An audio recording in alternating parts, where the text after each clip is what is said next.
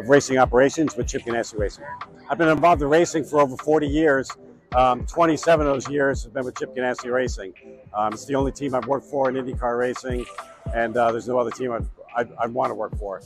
We've had a lot of success over the years. We're hoping to have some more success this weekend in Nashville. My favorite part of what I do is help manage a dedicated group of people that are committed to doing their best and getting the best results. Our expectations when we show up at the track are to win the race. I can tell you it's a big challenge, over 100 people to run 5 drivers, and everybody has that same goal. We use a lot of technology during the race on the timing stand behind me here, with the engineers. There's 3 or 4 engineers assigned to the timing stand as well, the race engineer, assistant engineer, performance engineer, that are tracking the strategies throughout the race, when to use the tires. We have alternate tires here at an oval, which is kind of unique. We always have those for road courses, street courses, but to have them here at an oval is going to change up the strategies in the race. We use a lot of, again, technology as far as computer programs to track the fuel consumption, to know when we need to pit.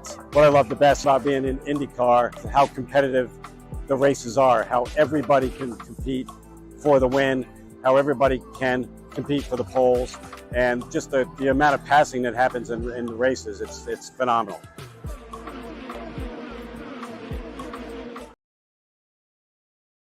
Welcome to the final episode of the 2024 season here on the Push to Pass podcast. I am Derek Vance, and as you see, we are one man short this evening. Josh had a prior obligation, so he's not going to be able to make the last show of the year. But Michael is here, as he has always been since he started here, right? I think right before Mid-Ohio. So thanks for his dedication this season, and then hopefully going into next season and the years to come as well.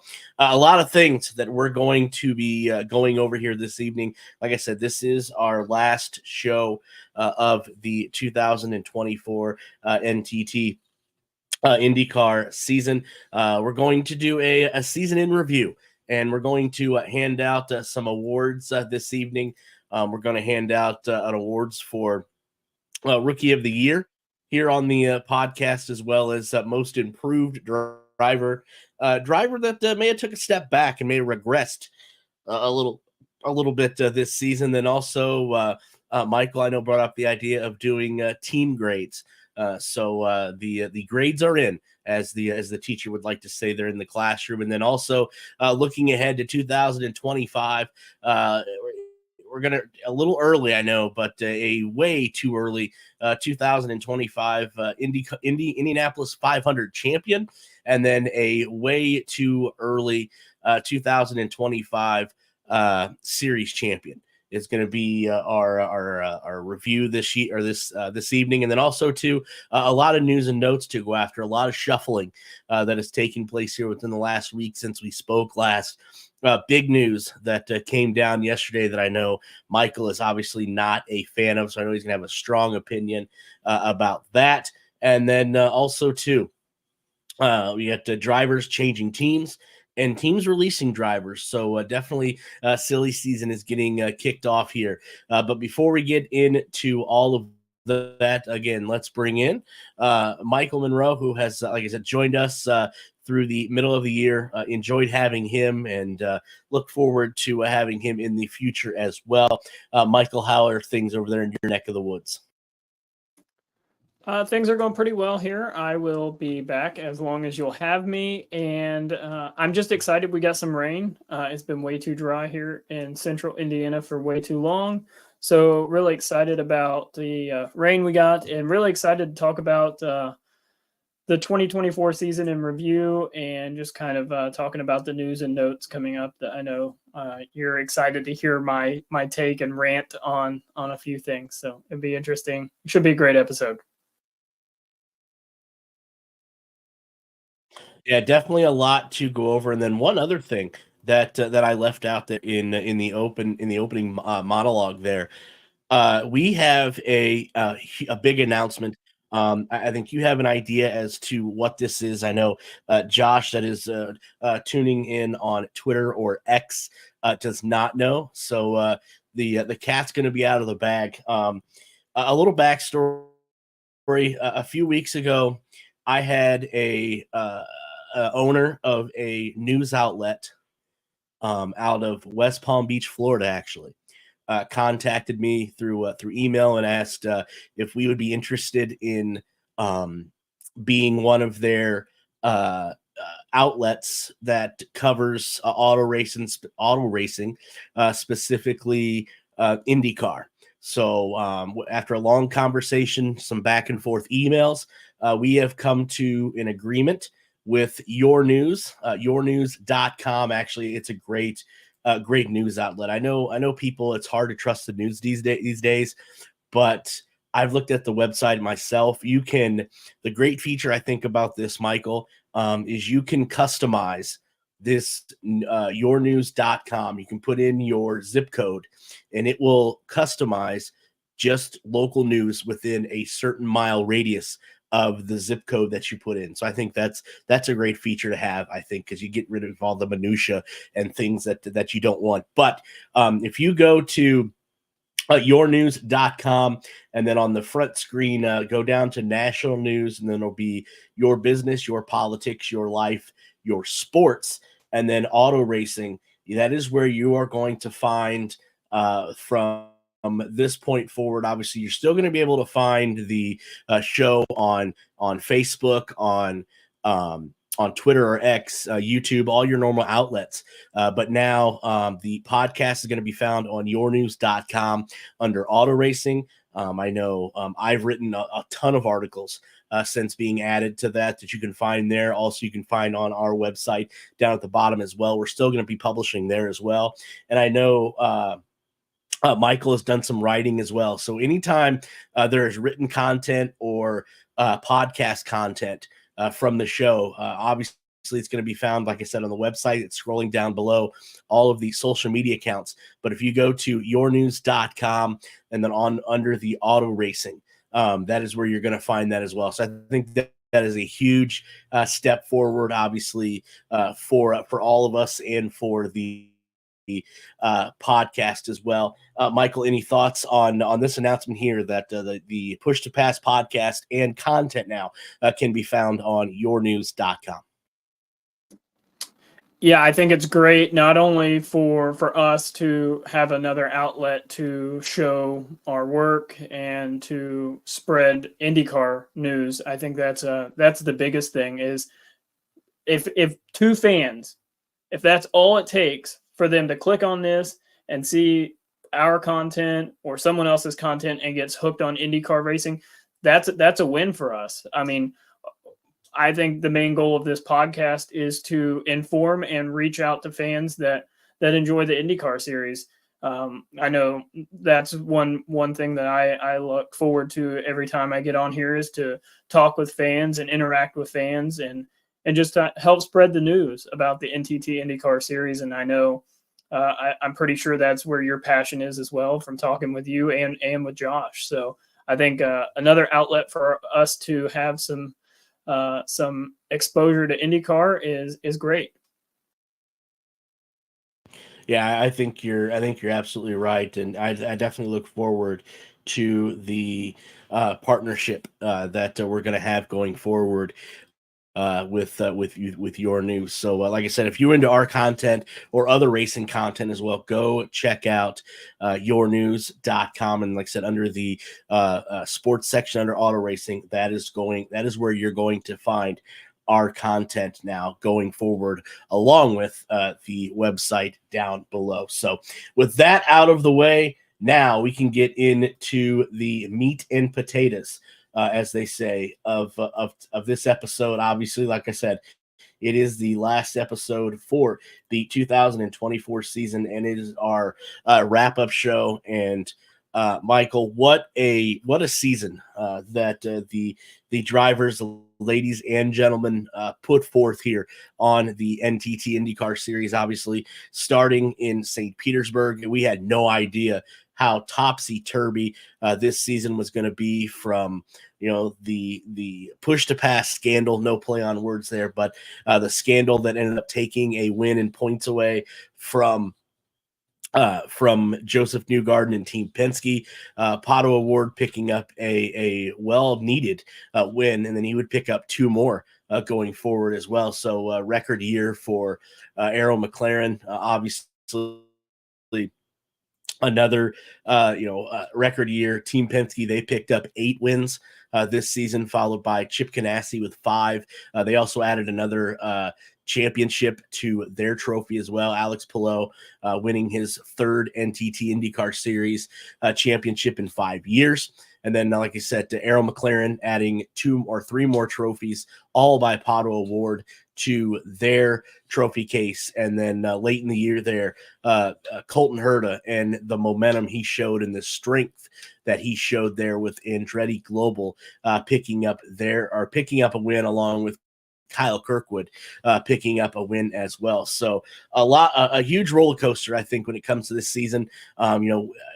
We had a back-to-back winner at the Indianapolis 500. That had happened since 4-timer Elio Castroneves did it. So, obviously huge congratulations goes out to Joseph Newgarden for that. And then, we rolled into Mid-Ohio, where me and you ended up that weekend, and the new hybrid system that, we were both in awe that IndyCar would roll out this type of change right in the middle of a season, tight points championship, which obviously the casualty of that weekend was Scott Dixon. And then we rolled to the Iowa doubleheader, to the Milwaukee doubleheader, and then we got to Nashville, where we ended up crowning you can't say new champion, but a back-to-back champion there in Alex Palou. So, like I said, all in all, I thought it was a very interesting year, being my 3rd year of covering IndyCar,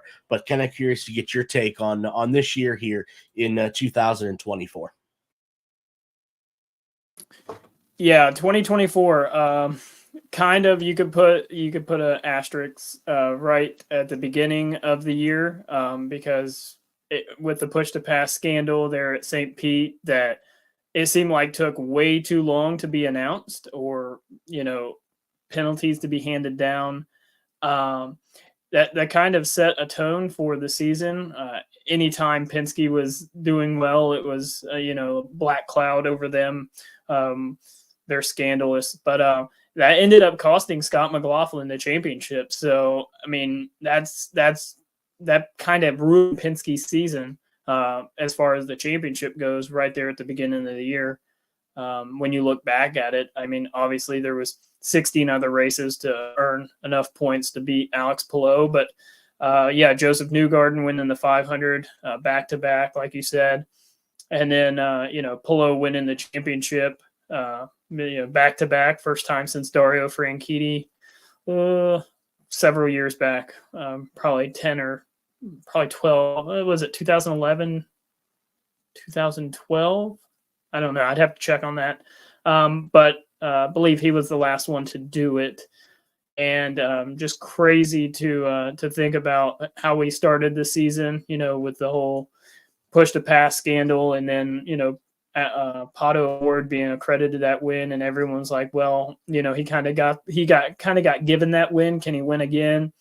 And then, he won 2 more times this year. So, he tied Will Power with the season high wins at 3, which it just shows how kind of hard it is to win a race in the NTT IndyCar Series when your highest, wins is 3. I mean, that's, you got 17 races and, 2 drivers only get 3 wins. So not a dominating season. Even, we talked about last year with Palou's dominance, his championship wasn't that dominant this year. So just crazy how we started in St. Pete, ended in Nashville, and just crazy all the stuff that happened in between.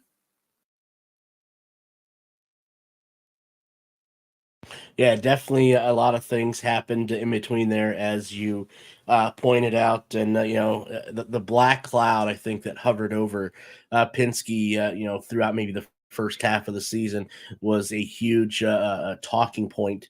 But finally that cloud finally settled. And when everything was all said and done, like I said, to Alex Palou, your back-to-back NTT IndyCar Series champion, his third championship, like I said, in 5 years. So getting to some of the awards, I know we went through and got some categories here as to the awards that we're going to hand out this evening, looking back on the 2024 season. First, obviously, goes to Rookie of the Year. And I thought this gentleman, he waited long enough to finally get a ride in the IndyCar Series. Obviously, he was a Indy Next by Firestone champion, and I thought it was odd that he had to wait as long as he did to find a ride. But I think at the end of the day, I thought IndyCar got this right. Their pick for Rookie of the Year is, of course, the guy that I picked for Rookie of the Year as well, and I went with Linus Lundqvist as my Rookie of the Year. He was the only rookie to actually get a podium this year in his rookie year as well. He did stay to the front, and he got a couple top finishes up there as well. So I thought for a rookie being his first time in an IndyCar, at least on the NTT side of things, I thought Linus performed really well, and that's why I had him as Rookie of the Year. Michael, did you have somebody different? No, I think you nailed it right on the head. Everything you said. He really didn't have much competition when it come to Rookie of the Year. I mean, he was pretty consistent. He almost won, got the podium. We had this not where did he get the podium? It was Alabama, Birmingham. So. To be there, and he was pretty quick on the ovals too. So I think with the kind of the learning curve he had this year, I think he could be potential someone to definitely get a win next year. It'll be exciting to see how he progresses going forward. Yeah, definitely would like to see him progress there and get a win. And if he is one of the casualties I know it's been talked about, and I know there's been an article by Racer that Chip Ganassi is going to downsize next year. I'm going to be interested to see if Linus Lundqvist does become one of those casualties, and where he does end up in 2025, if anywhere. But our Rookie of the Year here on the Push to Pass podcast unanimously goes to Linus Lundqvist.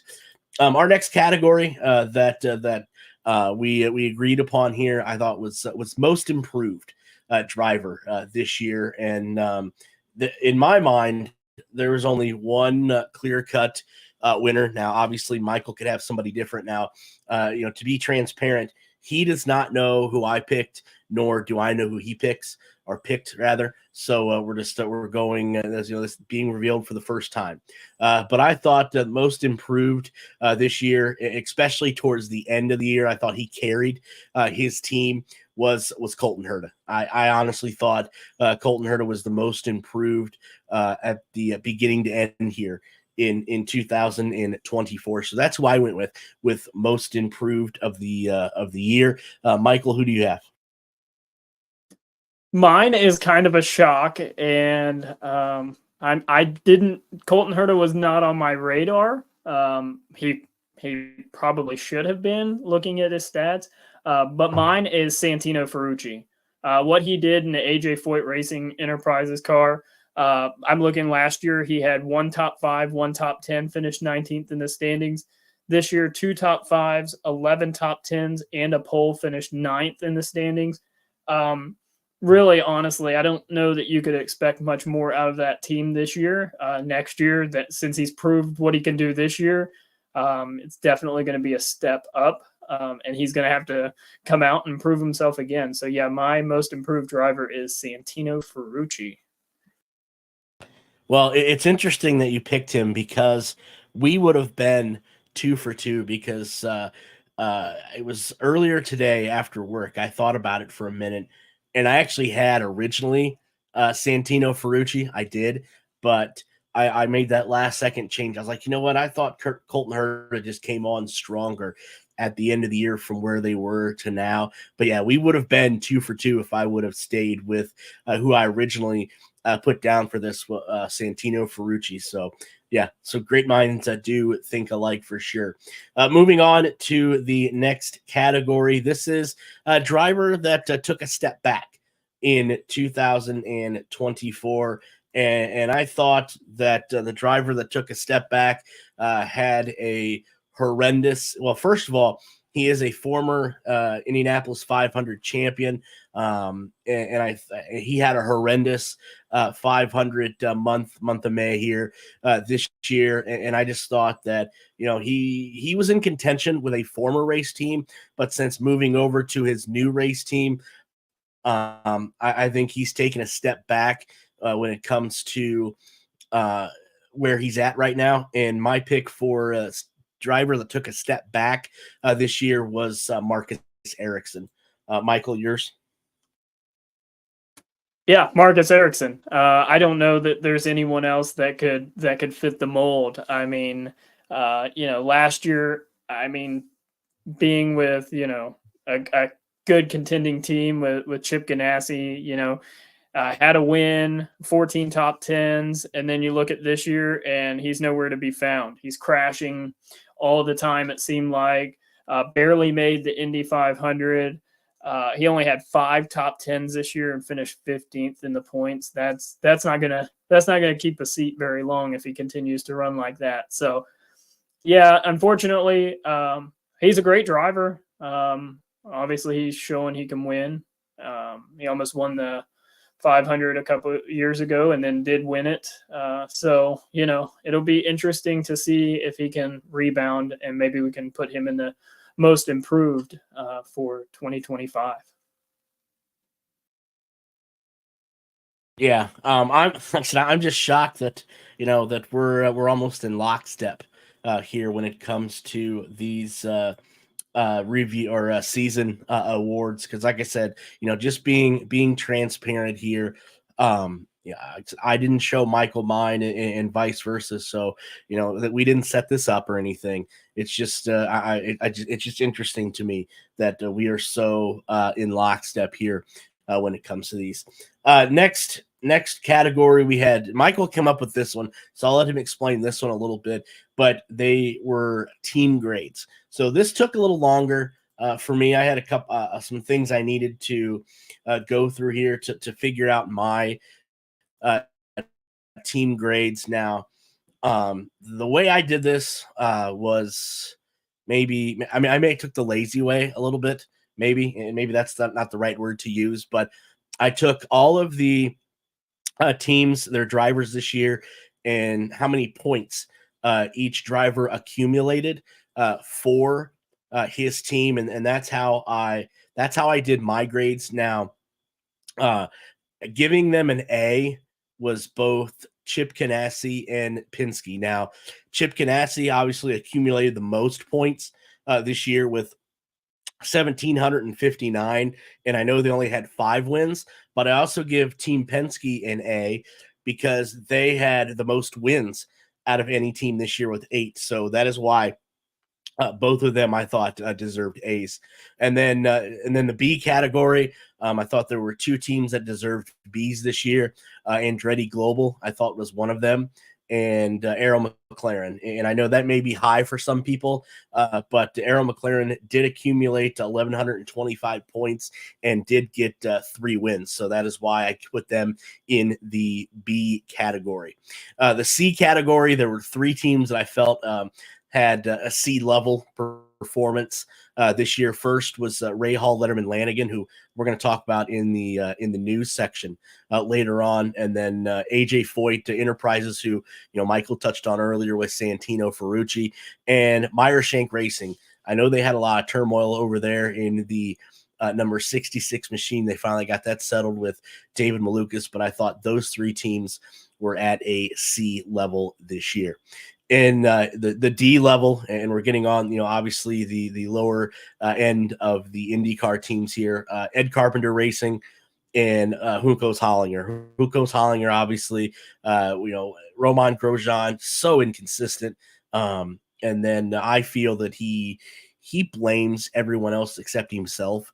Sometimes I think that could be his downfall. And then Ed Carpenter Racing, obviously outside of the 500, where else did you really hear anything about any car related to Ed Carpenter Racing? And then in the F category, and I think this may be where me and Michael probably agree on the most on team grades, is obviously Dale Coyne, because again, we have no idea what is going on, what's going on over there in that operation. I think they used a handful, maybe almost a baker's dozen of different drivers this year. So Dale Coyne got an F, and then an incomplete I gave to Dreyer Reinbold Racing along with Cusack Motorsports, and that was just for the simple fact I gave them an incomplete because obviously they were just the one-off there in the Indianapolis 500. So just reviewing my grades, Chip Ganassi Racing, Team Penske A, Andretti Global, Arrow McLaren B. C went to Rahal Letterman Lanigan Racing, AJ Foyt Enterprises, and Meyer Shank Racing. D went to Ed Carpenter Racing and Hunkos Hollinger Racing, and an F went to Dale Coyne Racing, and then an incomplete was given to Dreyer Reinbold Racing along with Cusack Motorsports. Now I'll sit and let Michael explain this a little bit better than I can. Okay, so I'm sitting here scrabbling because I did it a little differently. I broke it down into each team based on how they finished in constructors, kind of give or take. I did give Chip Ganassi Racing an A-, and I know that seems a little harsh. And I will say, as a championship team, you should probably get an A+. But the consistency with Kiffin Simpson and how disastrous his season was is the reason that I give them an A-. Marcus Armstrong was teetering there for a while, whether he's going to be decent or not, and he kind of hit some roadblocks as well. Linus Lundqvist, Rookie of the Year, kind of helped them. Scott Dixon just kind of had a mediocre season, and then of course Alex Palou winning the championship. Penske, I give an A2 just for the simple fact that they had two drivers in the top 5 in points, and Joseph Newgarden being the outcast there, finished in 8th. All of them had wins. Derek, you touched on that. Had the most wins in the series. I'm going to be a little harsh here, and I give Arrow McLaren a C+. And the only reason they got a C+ is because Pato won 3 races, and they had a lot of hype with Kyle Larson. Rossi really didn't do much as he's such a fan favorite with 3 top 5s, 10 top 10s. He did finish 10th in the standings, but you expect more out of that when your teammate has 3 wins and is in contention for a championship. And then Nolan Siegel, David Malukas, whoever you wanted in the 3rd car. Callum Ilott was in there for a race. Just no consistency there. And then you talked about, and we will touch bases on them later, Rahal Letterman Lanigan. You were very nice to them. You were very, very nice to them. I actually give them a D-, just for the simple fact that last year they had a win. They were in contention for several wins last year, and they were nowhere to be found on ovals or really anywhere this year.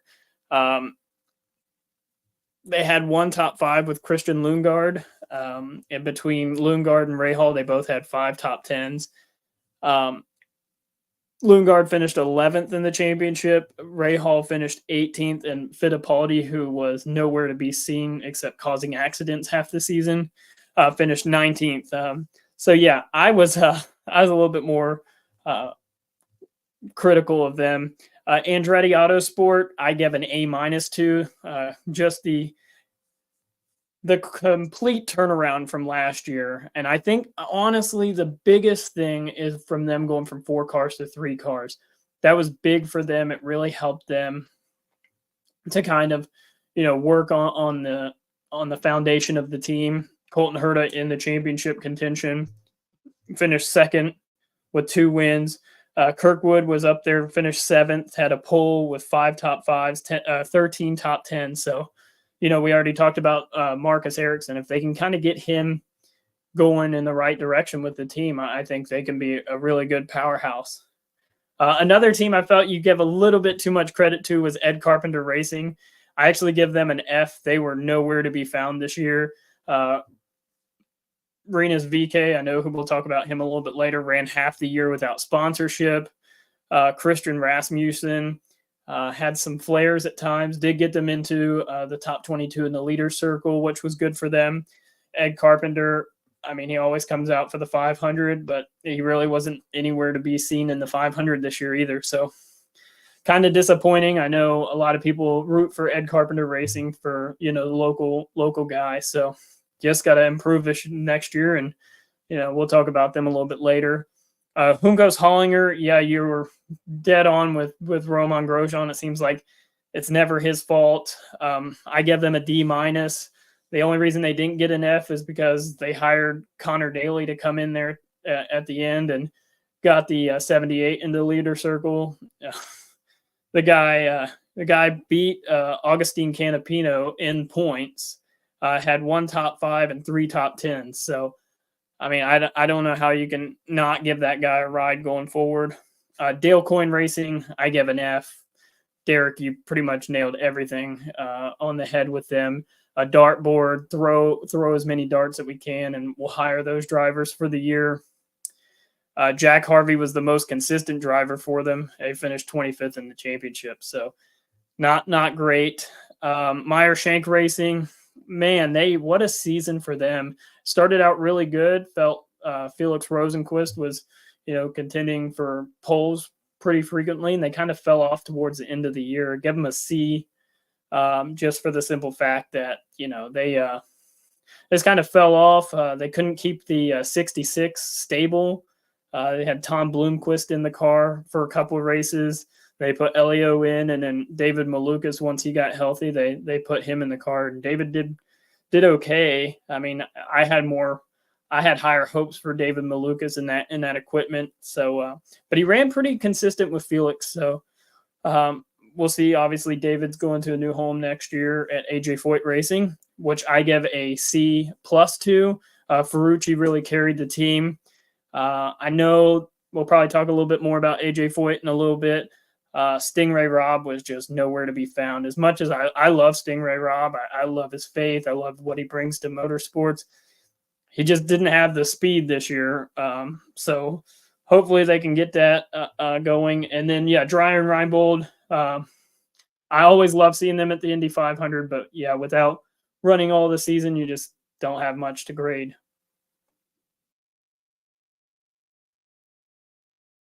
Yeah, I think, I was, as you said, very lenient when it came to giving grades out, and I knew our systems would be different, but I think we came to some of the same outcomes there. So moving on, we have 2 more awards to hand out. Actually, these are probably way too early awards to hand out. The first one right here, our prediction, or each of our predictions rather, for the 2025 Indianapolis 500 champion. Now, if you've been paying attention to this show for any amount of time, you already know who my pick is, but if you're just tuning in for the first time, welcome first and foremost. But it has been announced that the driver that I think is going to win the Indianapolis 500 next year was just announced within the last couple of weeks. And yes, he is going to attempt to do something that's called a double again this year, the Indianapolis 500, the Coca-Cola 600. But I think when it's all said and done on Sunday, going into Labor Day, your 2025 Indianapolis 500 champion is going to be the driver of the number 17 Hendrick Cars Arrow McLaren, and Kyle Larson. Oh, come on. You can't even pick a full-time guy to win the 500? You know this guy. He's going to be there. He's going to make some noise. We're going to probably chat with him. I think he's very good for the Indy 500. I think it's good for IndyCar. I think it's good for NASCAR. Kyle Larson is not winning the Indy 500. But I can tell you my prediction for the 2025 Indy 500, and it is the driver of the Thirsty Threes, Scott McLaughlin. How much he's improved on ovals this year. Oh, Josh says Pato. That's a good pick as well. I mean, he's been in contention. He's been in contention for some time at the 500. But yeah, Scott McLaughlin, 100% is my pick to win the 2025 Indy 500. That might not be a bad pick either. He was pretty quick. All three of the Penske cars, for that matter, were pretty quick this past May, and I can't say that's not a bad choice either. Well, the last way early prediction for 2025, yes, the 2025 NTT IndyCar champion. Who is going to be the driver that is going to knock off back-to-back, Mr. Back-to-back, three-time champion Alex Palou? I think my prediction going into 2025, the driver that is going to knock off Alex Palou off that pedestal and be a new reigning, defending NTT IndyCar Series champion is going to be no other than Colton Herta of Andretti Global Racing. No. You have it all wrong. Me and Mike, our betting expert, Mike, we're on the same page here. Scott McLaughlin's going to win it all next year. I mean, Scott is on fire. He's good on street courses, good on road courses, good on ovals. He's the next champion of the IndyCar Series in 2025. The Thirsty Threes are going all in. Scott McLaughlin, champion. It sounds like Michael is going all in with the Thirsty Threes, saying that they're going to win not only the Indianapolis 500, but they're going to win the NTT IndyCar Series championship as well. As you see, Josh was able to chime in not only on YouTube, but Twitter or X as well. A huge thank you to him for chiming in there as well. So that does it for our postseason awards here on the podcast. We do have to say some thank yous as well to two great loyal sponsors of the Push to Pass podcast. First and foremost, a huge thank you all year for the past 3 years to Always Ready 1776 for all your patriotic apparel, headwear, and more. Go check out Always Ready 1776, and you can find them on the web at alwaysready1776.com.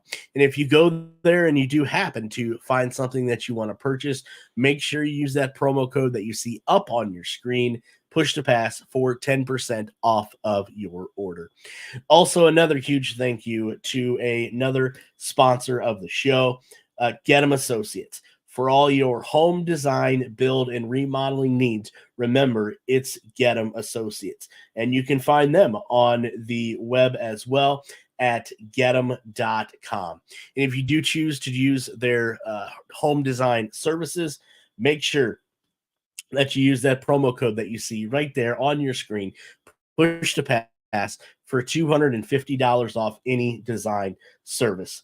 Again, huge thank you both to Always Ready 1776 and Gettum Associates for being proud sponsors of the Push to Pass podcast. All right, getting back to the task at hand here. I know, Michael, you weren't here last week. You had a prior obligation. So I am going to give you a few minutes to gloat to everyone else over you coming back during the second half of the season and taking the championship away from Josh in our race picks. Sir, the floor is yours. I mean, look who I won it with. Mostly Scott McLaughlin. I'm telling you, I've got high hopes for him in 2025. But yeah, it was very fun to sit and study and watch practice and qualifying and kind of, study what was going to happen during the races. And watching Mike's betting odds have been, interesting for me, because someone who hasn't been in the betting, very often or much, kind of learning some of that stuff and reading his tweets and things. So yeah, it was a close battle there for a minute. You cursed half the field this year, so that's why Power didn't win the championship or Pato Award. Poor guys, they were cursed by you half the year. So, yeah, we'll see how next year goes. Hopefully, I can be as lucky, and maybe we could just pick Scott McLaughlin all the way down, and he just wins everything. So I'm telling you, I'm on this thirsty threes. I don't know why, but that's who I'm on. And it looks like you have a note, Michael, from Josh. He says, congratulations to you, Michael. Enjoy the crown or belt, whichever one you choose now, because he says, as the Terminator has said for many years, I will be back next year for it. So what is that? Is it Crown Apple? The crown is yours. Or no, it's DraftKings. The crown is yours, sir. Yeah, it's a fun, little competition that we have going. And Josh, if you want it, you'll have to come take it. So let's see what 2025 has to have going forward. I'm excited. And speaking of 2025, there are going to be a lot of changes going into 2025. A lot of news this past week alone that we're going to go through here real quick before we bid our final adieus for 2024 and we get on out of here. First story, Michael, that we do have a new race team coming to IndyCar in 2025, and that is Prema Racing, and they have signed their first driver into the fold for next year, and that is the former driver of Arrow McLaren and Juncos Hollinger Racing, Callum Ilott. As I said right here, Ilott has found his way back into the NTT IndyCar series in 2025. Obviously, it was announced that Prema Racing, who's going to be joining the NTT IndyCar series next year, has added the former Juncos Hollinger and Arrow McLaren driver to their stable. The 25-year-old Brit brings 38 IndyCar series starts to the team with 2 career top 5 finishes, along with 2 career top 10 finishes. Now, if you are unfamiliar with Prema Racing, a little background with them, they are, and I didn't know who they were until I researched this a little bit, but they are obviously a sports team from Italy. They operate mostly in the FIA Formula 2 Championship and the FIA Formula 3 Championship, as well as various junior championship levels as well. And like I said, they will be making their NTT IndyCar Series debut in 2025. But Michael, thoughts on Callum Ilott being the first driver for Prema Racing? Yeah, he's a great driver to build on. That's Juncos Hollinger built on him for, a couple of years. So I think he will. He's definitely someone to build on. He's good on street and road courses. Prema Racing, mostly Formula 2, Formula 3, a good feeder series for Formula 1. So for them to come into the IndyCar series is nice. A good new team. Which is interesting. You want your sports league or series to be popular so that you can get new people, new teams, new leagues. Also helps, kind of, as we'll talk about here in a few minutes, with the downsizing of Chip Ganassi. You still have those jobs. People need jobs, so there's openings now with these new teams coming in. So very excited to see what Callum can do.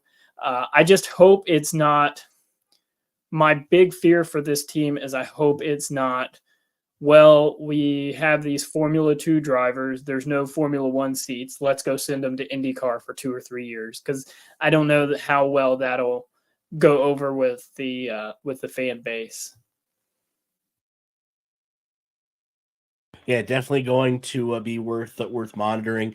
But glad to see Callum Ilott coming back into the sport. Obviously, he's going to bring a little bit of a veteran presence there. So I'm going to be kind of curious to see who Prema brings on again in 2025 for sure. Another story, our next story here, I think raised a lot of eyebrows when this news hit the wire. But interesting developments going on over at Rahal Letterman Lanigan Racing's headquarters, where the FBI, the local FBI agents, were doing a little bit of investigating to see what is going on over there at Rahal Letterman Lanigan Racing. And obviously, Michael, this couldn't be the way that Rahal and Letterman and Lanigan over there wanted to get their silly season kicked off on Wednesday morning. Obviously, the FBI, like I said, sent agents over to their headquarters to investigate what was a allegation, from what I understand, and I've learned through other back channels and other sources, of a transfer of intellectual property. Now, my understanding is as well that all of the employees there at Rahal Letterman Lanigan Racing were instructed to leave their computers and related electronic devices in place, gather all of their personal belongings, and basically depart the building there as the FBI conducted their investigation. And then someone else I spoke with, too, a source close to Rahal Letterman Lanigan Racing, said the source of the investigation was to involve a former employee of Andretti Global who left Andretti to join Rahal Letterman Lanigan in an engineering type role. And the alleged transfer of intellectual property came from taking property from their former team, Andretti Global, and bringing it over to their current team of Rahal Letterman Lanigan Racing. Now, I have not found anything or heard anything as to what the conclusion, if this has been concluded, to the FBI investigation. But Michael, is there anything else that you can add to this strange and bizarre story that the FBI taking an interest in what a NTT IndyCar team is doing? No, not much more that I can add. Just this is a kind of an issue, and from the NASCAR background as well, this is kind of an issue when you have a spec car, where you just basically buy pieces, bolt them together. You have your engine manufacturer. So any little tweak that you can find, whether it's aero or any sort of advantage you can find, it is very, efficient. And it sounds kind of like maybe some former employee at Andretti Global said, "Hey, I'm going to Rahal Letterman. Let me get a pay raise, or let me."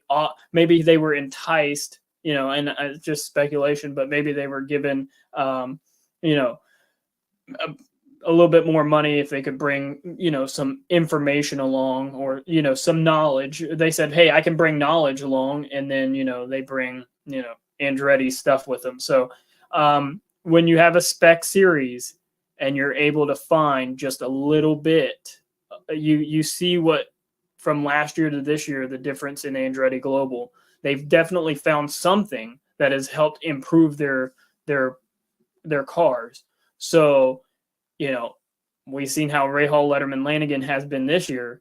So if we start seeing a big improvement in their race cars, tremendously, then yeah, there's definitely something fishy going on there.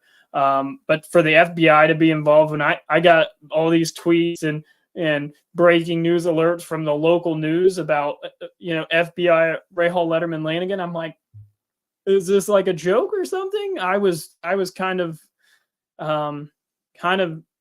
struck by it, and it just goes to show how competitive this series is. Well, the one thing that I kind of scratch my head about when it comes to this story is who at um Andretti, has an in or had need a favor by the FBI, because I just don't see the FBI taking a allegation like this and doing a full blown investigation into it. Why Andretti Global specifically, maybe Michael Andretti, couldn't just, if they had this much evidence that you could take it to the FBI and the FBI decided to go over and do a shakedown of Ray Hall Letterman Lanigan headquarters, if they had that much concrete evidence, then why couldn't they put all of that evidence into a lawsuit and sue Ray Hall Letterman Lanigan Racing for stealing the intellectual property as it's stated there? So that's one thing that I'm kind of scratch my head about. And two, is this something, because we know how outspoken Michael Andretti has been about the way Roger Penske has ran the NTT IndyCar series. Now, is this something that Michael can now again be outspoken about, saying, Roger, there's things in the past that I don't like the way you've done, but now you are allowing race teams to steal intellectual property from another race team. So do you see where I'm going with all this? Yeah, I do. I feel like, yeah, you're right on the first part with the FBI. Like, what you do, just pick up the phone, like, hey, FBI, that's normally not how things work. You normally have to go through some sort of, legal process. I don't feel like the first call is the FBI. Was, the Zionsville police there first, or something like that. You're right. There's got to be some sort of, and what sort of information would someone be able to take that would be criminal enough to get the FBI involved? Like, what, I took a computer that had some sort of engineering there's got to be something more to this story that we all don't have all the info to. I'm thinking more about it now. I would feel like it's probably more engine based, since they are both Honda powertrained.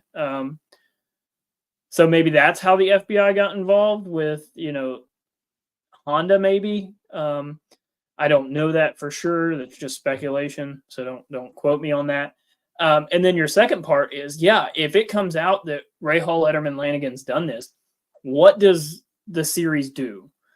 Do they, suspend whoever? What sort of fines, what sort of penalty? We've seen the push to pass penalty, which was an on-track situation. This is like theft and, really trying to steal someone's, could be part of their race team, or a major part of something they've developed. So, yeah, it will definitely be something that is definitely going to be ongoing that we'll have to monitor, because you're right. Is this Michael Andretti saying, hey, you do something, or we're gonna do something like throw a coup or something to get rid of your leadership, something like that? Because you're right, you can't let something like this go if it's turns out to be something major that could affect the sport and the race teams. And I think it's safe to say that we're not going to see a technical alliance between Ray Hall Letterman Lanigan and Andretti Global for the foreseeable future. I think that's the only thing that we can bank on here. Next story we have here, we got a few more left before we get on out of here. But Marcus Armstrong was not going to be coming back to Chip Ganassi Racing in 2025. So he has landed a new home now with the Meyer Shank Racing organization, and he is going to be the new driver of the number 66 machine. Now, remember, just a few weeks ago, Felix Rosenquist was given a new contract, which he earned, rather, the way he performed this year on track. But was given a new contract to drive the number 60 Sirius XM Auto Nation Honda for the foreseeable future. And then, like we said last Thursday, Marcus Armstrong now has signed to be the second driver for Meyer Shank Racing in the number 66 Auto Nation or Sirius XM Auto Nation Honda for 2025. Now, obviously, Armstrong just completed his rookie season in the NTT, or full-time rookie season in the NTT IndyCar Series with Chip Ganassi Racing, which seen him collect a podium there at Detroit, along with 5 top 5 finishes, and then he did finish 14th in points as well. So, Michael, your thoughts? Good move, bad move for Marcus Armstrong now in the Meyer Shank stable? Lateral move. And I say that because we'll talk about here in a few minutes, there's no seats at Chip Ganassi Racing. So with the technical alliance with Meyer Shank, that was basically the only option that they had to keep Armstrong within the Honda / Chip Ganassi / Meyer Shank organization. So I think it's a lateral move. I think the partnership with Meyer Shank will definitely be good for Chip Ganassi. It'll be good for Meyer Shank too, to see if they can get their cars improved. But yeah, I think it's a lateral move. I think Marcus would have been back had Chip not had to scale back from 5 cars to 3 cars. But like I said, I think it's a lateral move. Marcus has a lot to prove though next year. I do believe, to continue to keep the ride.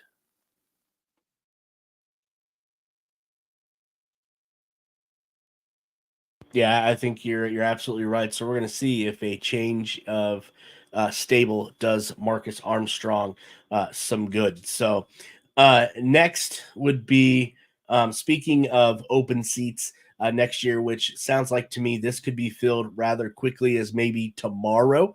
But a few days ago, Ed Carpenter Racing, they ended up releasing Rinus VeeKay, which it sounds like from all intents and purposes, it came to Rinus is quite a surprise.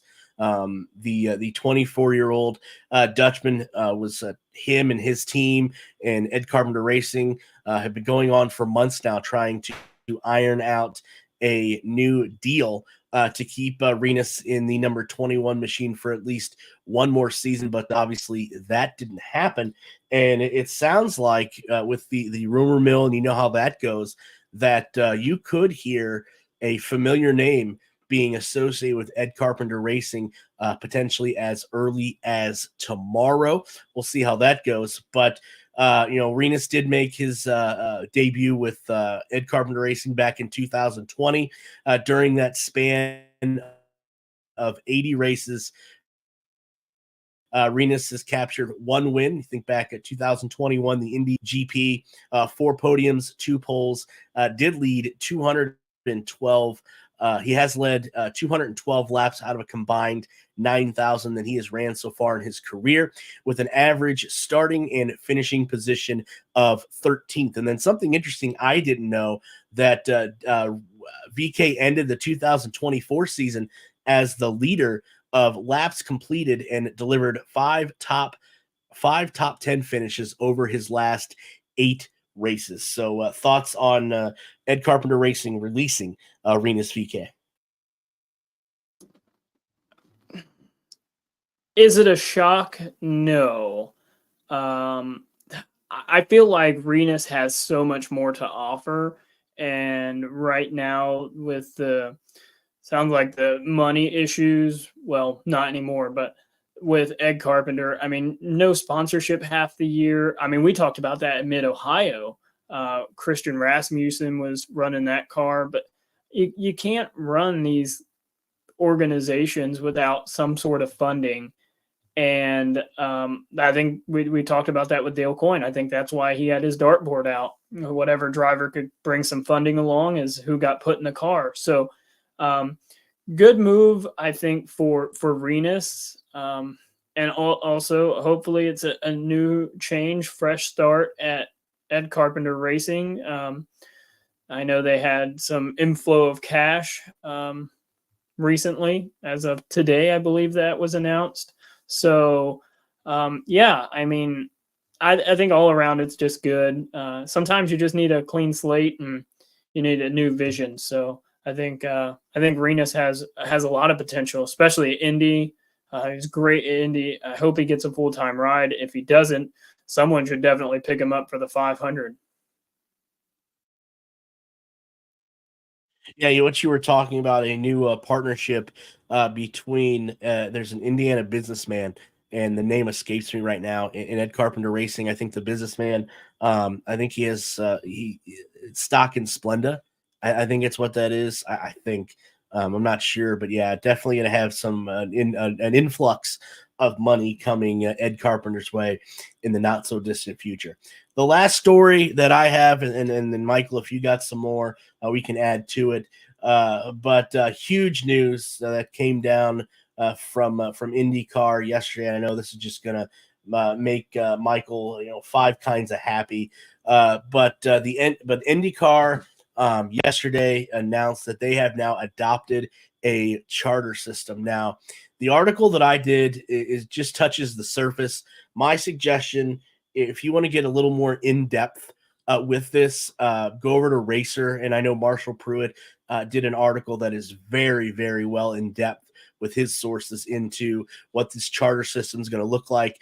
I did reach out to a IndyCar owner to see if he wanted to come on, but the response that I got was with him not knowing a lot of what this charter system is going to include, he didn't feel well enough to speak on it, which I totally respect. I get that, but like I said, IndyCar has now adopted a new charter system for the series starting in 2025.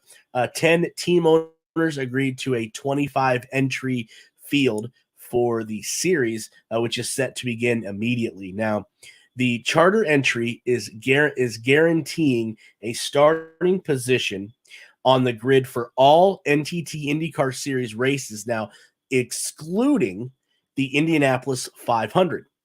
An entry must also be charted to qualify for the annual NTT IndyCar Series Leaders Circle program, as well as Michael has touched on an annual award program that compensates the top 22 finishers in the prior year's NTT IndyCar Series championship. Now, the charter for the 2025 teams, which are extended to team owners based on full-time entries over the previous 2 seasons, with a maximum of 3 awarded per team. AJ Foyt Enterprises is going to be guaranteed 2, Andretti Global guaranteed 3, Arrow McLaren 3, Chip Ganassi 3, Dale Coyne 2. Now, if I was Dale Coyne, I would go and sell them to the highest bidder and take the money and run, as Steve Miller would say, but that's just me. Ed Carpenter Racing 2, Hukos Hollinger Racing 2, Meyer Shank 2, Ray Hall Letterman Racing 3, and Team Penske 3 as well. Michael, I know you got a lot on the bone to chew on here. I'll give the floor to you. Yeah, so like you said, I don't know enough about this charter agreement. Sounds like, the sad part is the owner you reached out to. It sounds like he doesn't know, and I know enough about it either. And hopefully it's not someone that has signed this agreement, because if it is, that's just a lack of due diligence on their part. But like you said, I don't know enough about it to really dive into it. I did read Marshall Pruitt's article about it. Realistically, for the fans that are listening, this has really nothing to do with you. This is the nerds of the sport that like to deep dive on everything and know the numbers and know this and know that. The IndyCar series is still going to be on the racetrack when they say they're going to be on the racetrack. You just turn it on to Fox, and the IndyCar series is going to be there. It's for the crazy people like me that sit here and wonder.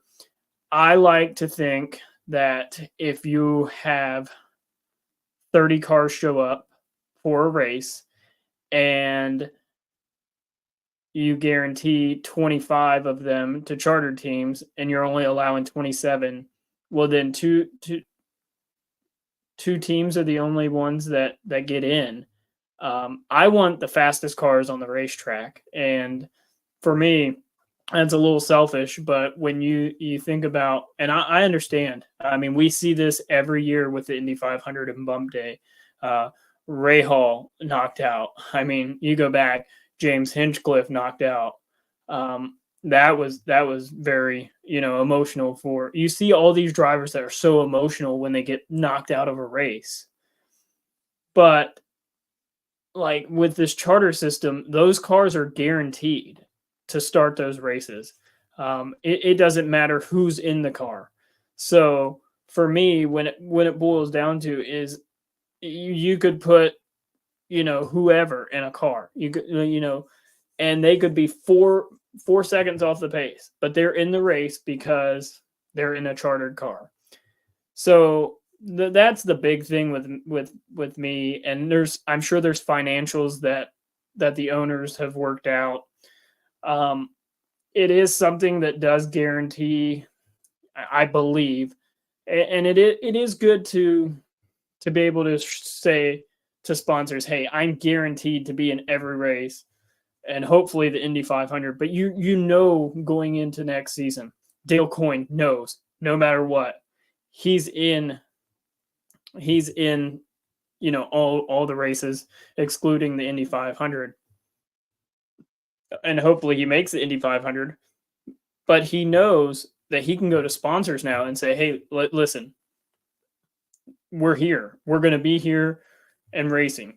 So it does help with some things, but it's just a nerdiness of me, I guess, that just wants to see the fastest drivers on the racetrack and not, limit how many good cars are going to get sent home, because we are guaranteeing Dale Coyne and AJ Foyt and all that. And they've put in the time. I don't want to discredit them because they've been in the sport a long time.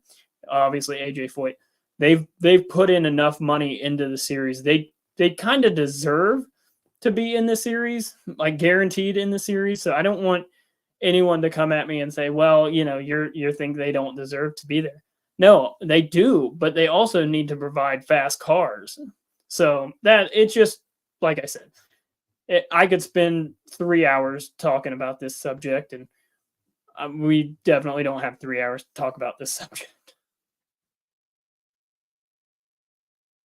The only thing that I'm going to add to this, and I'm kind of curious to see how this plays out. And like I said, I did reach out to a few people to see if I could get them on, but it just couldn't make things work. But I did have somebody reach out to me today that said that they're completely done with IndyCar because they feel now with this agreement on this charter system that IndyCar is going to be ruined the same way, in their opinion, that NASCAR has been ruined as well. And again, I don't know enough about it yet, but the only thing that I know right now is if I'm Dale Coyne, if you're in need of money, I would sell those two charters to the highest bidder, maybe Prema Racing, because they don't have any, and take my money and cash it in. But again, that's the little that I know right now about this. Definitely gonna dust up on this a little bit, or dust off the books, and take a look at this and try to gain a little knowledge from this as well. Michael, any other news stories? I know you were kind of hinting at a couple that I didn't have lined up. Are there a couple news stories that you want to talk about here before we drop the checkered flag on this 2024 season and this 69th episode, believe it or not, of the Push to Pass podcast? No, just whoever told you they were done with the IndyCar series because it's going to be ruined like NASCAR. I don't think the charter agreement is what ruined NASCAR. So tell them that they can just turn it on Fox next year. We're definitely you're still gonna see the same action. You're still gonna see the same drivers. Nothing on track, and that's what the everyday fan needs to realize with this charter agreement. Their product has not changed. Like what they've seen in 2024, those Indy cars going around the racetrack, battling for wins. They're going to see that in 2025 on Fox. This charter agreement has nothing to do with that. So, yeah, that I just want to clear that up a little bit. According to this article, Ted Jalove, the owner of Heartland Food Products Group, has now taken over. He's bought stake into Ed Carpenter Racing, so that's who we were referring to. Yes, I think he does have some stake in Splenda as well as a coffee company. So, not sure. Hopefully, that infusion of cash helps Ed Carpenter Racing. I did see something where those brands will probably be displayed on the car next year. So another thing that can help with the charter agreement is, like I said, with sponsorship. Like this guy that's bought in, he knows that those cars are going to be in the race. So his product is going to be highlighted. Now it's on national television. This isn't, I got to find a cable channel or I got to have a streaming app. This is get my bunny ears out from 1970, get the aluminum foil back on. We're ready to go racing again. Like this is on Fox. These sponsors are displayed on Fox. And another thing about, with the charter system, Roger Penske knows the NASCAR side of it. He knows where NASCAR is failing. He knows how he can improve the system into the IndyCar series. And the last thing that I want to touch about, and it kind of comes back to AJ Foyt, they are moving their Texas production to Indianapolis. So both cars will now be built in Speedway, Indiana, which I think is long overdue. And that, I think, will bring a little bit more parity to both cars and make that organization more stable for 2025 with David Malukas and Santino Ferrucci.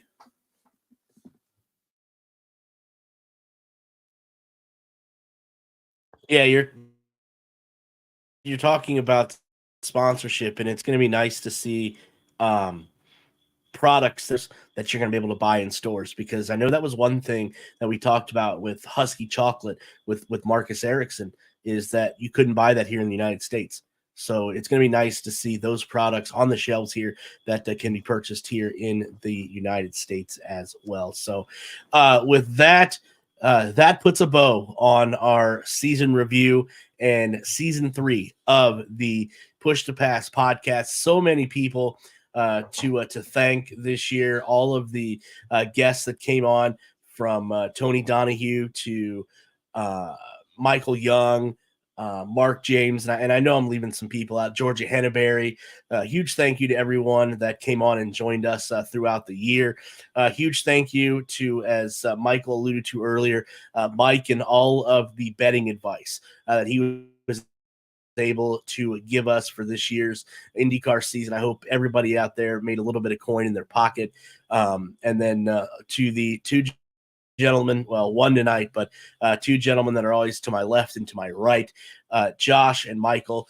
Huge thank you to everything that you guys do to help build this platform, help build this podcast, everything you guys cover in the races, interviews, etc. Obviously, without you guys, it would be tough for me to do all of the running around, because if you knew me, you'd know I don't run like I used to. Maybe I didn't at all. But huge thank you to both of you for that. And then, most importantly, huge thank you to all of you, the listeners, viewers out there that tune in on a week in and week out basis to listen to all three of us ramble on for an hour about the NTT IndyCar series and everything that we think they should change and to our liking and things of that nature. Obviously, without you guys, none of this would be possible. So for myself and Josh, who's absent this evening, Michael, and everyone else that makes up the Push to Pass podcast, huge thank you. So long. Keep checking out our website. Check out yournews.com now for off-season content, because that's where it's going to be both places. And until the week of the Grand Prix of St. Petersburg, until then, so long, everybody. Hey guys, it's Ryan. Welcome back to another IndyCar 101. Today we're going to be talking about tires.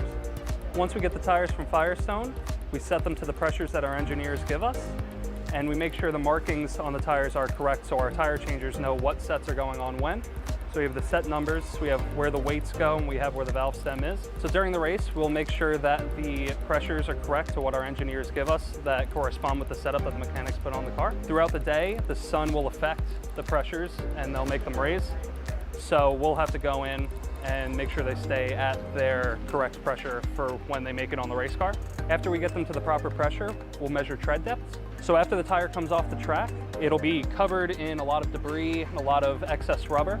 What we do is we take a torch and we take a scraper and we'll scrape all that excess, and that'll bring us back to our base tread depths here, and we'll measure them again. That's how we get tire wear.